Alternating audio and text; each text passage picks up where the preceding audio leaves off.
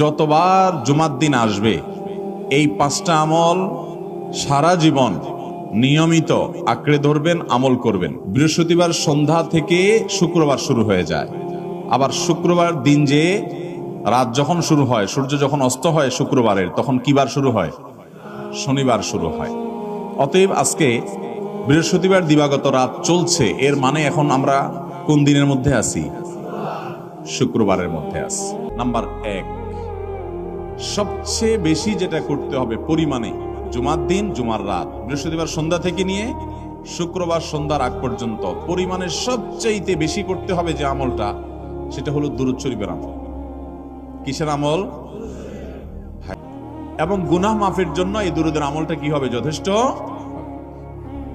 নবী করিম সাল্লাল্লাহু আলাইহি সাল্লাম বলেছেন, মান সাল্লা আলাইয়া মাররাতান সাল্লাল্লাহু আলাইহি আশরা, যে ব্যক্তি আমার প্রতি একবার দুরূদ পাঠ করবে, আল্লাহ রাব্বুল আলামিন তার প্রতি 10 বার রহমত নাজিল করবেন।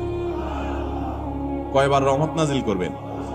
আপনার জীবনে 10টি জায়গায় খুব ক্রাইসিসে পড়ে গেছেন, কোন জটিল সিচুয়েশনে মুখোমুখি হয়ে গেছেন, বিপদের মধ্যে পড়ে গেছেন, ওই জায়গায় আল্লাহর রহমত পাবেন। এরকম একবার দুরূদ পাঠ করবেন হক আদায় করে, যথাযথভাবে মহব্বতের সাথে 10 বার আপনার জীবনে আল্লাহ তাআলা অনুগ্রহ নাজিল করবেন। অতএব ভাইরা আমার, বৃহস্পতিবার সন্ধ্যা থেকে নিয়ে শুক্রবার সন্ধ্যা পর্যন্ত আপনি দোকানদার মানুষ, বৃহস্পতিবারে ব্যবসা করছেন, দোকানদারি করছেন, কোনো অসুবিধা নেই। আপনার অবসর সময়গুলোতে মুখ দিয়ে দুরূদ পড়তে থাকবেন। দুরূদের মধ্যে সবচেয়ে শ্রেষ্ঠ দুরূদ হলো নামাজে যেটা পড়েন, দুরূদ ইব্রাহিম।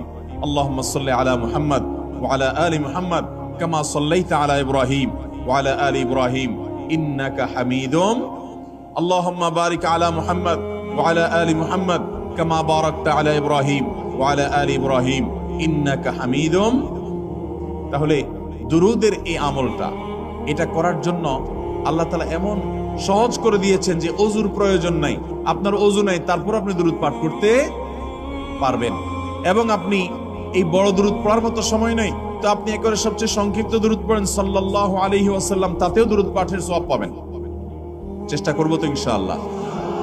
শুক্রবার আসবে, দুরূদ বেশি বেশি করে পাঠ করব।